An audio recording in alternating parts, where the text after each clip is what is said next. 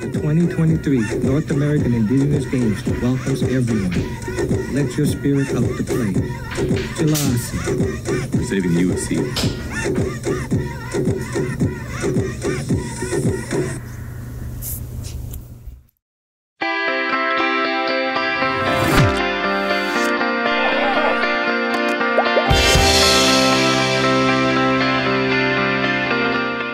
Hi, and welcome back. I'm Sheldon McLeod, and this is Thinking Out Loud, presented to you here on the SaltWire Network. And over the Easter weekend, I had a chance to get together with family. My sister-in-law said, you know what, I'm going to be volunteering for the North American Indigenous Games that are going to be here in Kjipuktuk in just a few weeks' time. In fact, last week, it was the 100-day countdown. We're less than 100 days away from this fantastic event. And Fiona Kirkpatrick Parsons is here to join the conversation. She is chair of the North American Indigenous Games.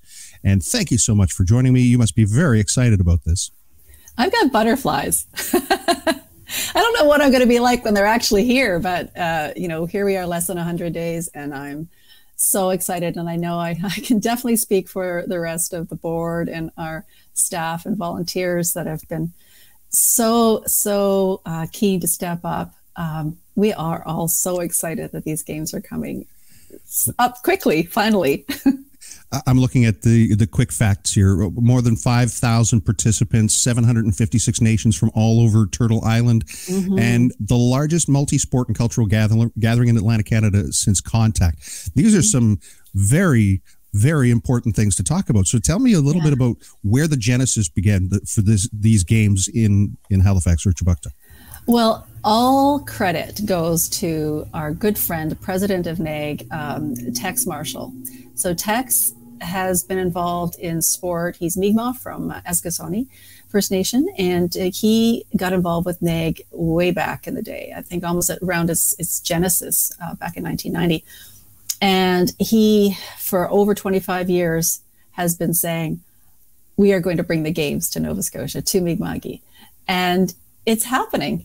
So that's, that's the short story, of course. So I really give, Tex all the credit for, just getting everybody fired up, putting together the host bid committee and initially chairing these games. And now he's handed off the baton to me to chair them, of course, but he's very much part of our leadership team that are driving this forward.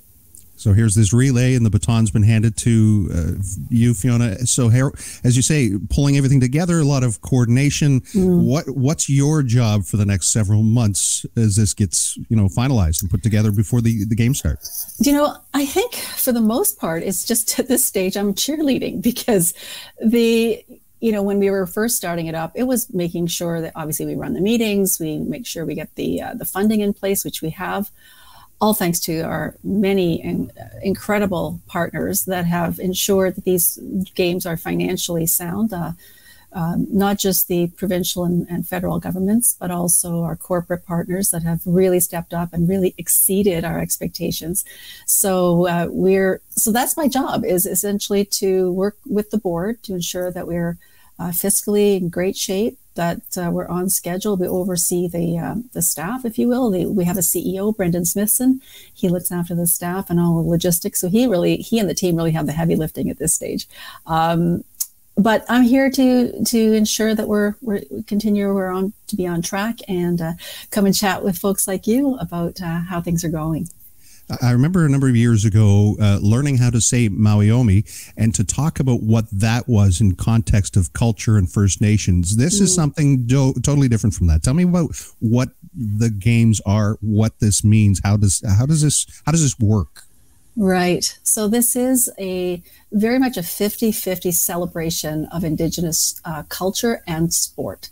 So there's 16 sports, 21 venues, but there's also gathering areas where culture will be on display and will be not just on display, but shared.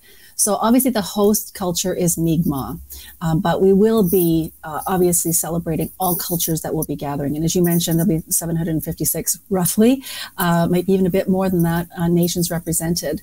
So down at the Halifax Common, you will see, and I can't give you too much information right now because we will be making an announcement in the coming weeks about what will be featured on the Common. By the way, all of these activities are free. The only thing that there'll be tickets for would be the opening ceremonies at Scotiabank Centre, and there'll be a limited number of tickets available in due course, so stay tuned for that.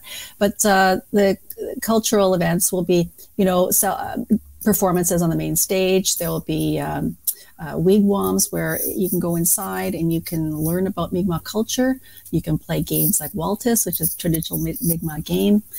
We'll have safe spaces for the youth to go and sort of decompress and connect with their own cultures. We'll have elders on hand. We will have artisans and vendors as well. So food and merchandise, so people can come and bring your wallets and come and support some wonderful Indigenous vendors. And it'll be a tremendous celebration. So the main place will be at the Halifax Common, but we'll also have activities at the Dartmouth Crossing and down on the Halifax waterfront, where we'll be joining forces with the Mi'kmaq Native Friendship Center, who will be helping us there. So we really want to bring cultures together, Indigenous and non-Indigenous. So we want everyone to come and celebrate together this beautiful gathering of Indigenous youth, aged 13 to 19, to remember that. They're all young. And we want them to feel so welcome, as though they're at home. But, many of them are going to be flying from parts, as far away as California, Florida, Nunavut, Yukon, Newfoundland and Labrador, and all parts in between. So we want them to feel as though they're at home, that they're a place where, we're great at hosting events here. We really are. But this is going to be so unique. We're going to have a high level of Indigenous peoples being visible in Kjipuktuk. Like, that's something that's, I think, quite new. We haven't really had a concentration of Indigenous peoples here in modern history, at least, gathering in numbers like this. So that's going to be different. And these games are really, they're life-changing for the youth that are coming. These are young people really in the bloom of life, and we want them to go home feeling that they're charged up, that they believe in themselves, that they're going to be leaders in their own communities. And I'm just so excited to, 10 years from now, 20 years from now, to hear back from them, to hear how they're doing. And I do think it's going to change Halifax, Kjipuktuk, and this region in a way. It's going to cause a shift, in how, I think how the understanding of Indigenous peoples will deepen. Canada has come to quite a crossroads, as we know, roughly 2 years ago, when it came into Canada's consciousness about the legacy of residential schools, for example. And suddenly Indigenous peoples are kind of on people's mind. And this is an opportunity for an act of reconciliation, whether you're choosing to volunteer for the games or come and celebrate as a spectator and join in the wonderful, just the celebration and the love and the joy that permeates Indigenous cultures.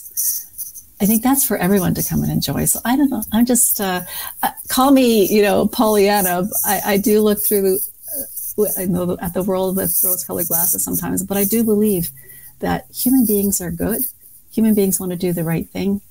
And this is one of those opportunities to just, not only come and have fun, watch some fantastic, high-level, high-performance sport, but also truly celebrate the cultures along with us. So I don't know if I answered your question. I got on a tangent, but no.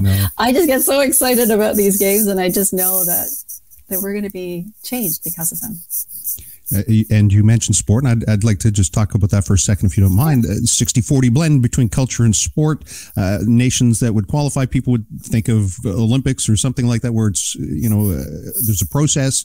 Mm-hmm. Tell me about how the athletes are chosen, how they make their way to Halifax to compete.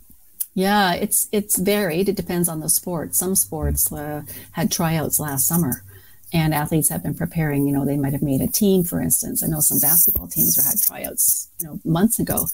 And so every region has its own. There's 26 regions, and they have their own kind of schedules. But all the athletes will be in place in terms of the names and so on within the next month. There'll be a cutoff. I think it's at the end of May.